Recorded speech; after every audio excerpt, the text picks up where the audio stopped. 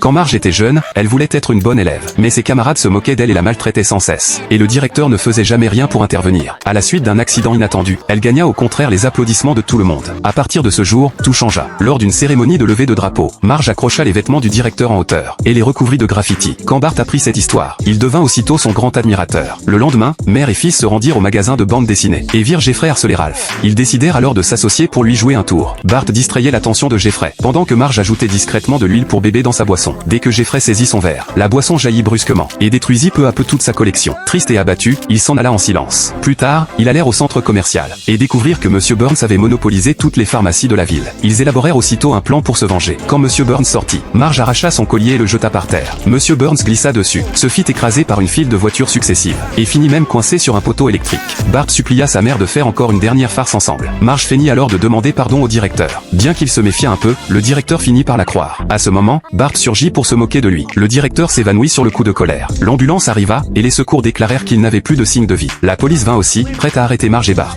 Mais en réalité, tout cela n'était qu'une ultime farce montée spécialement pour Bart.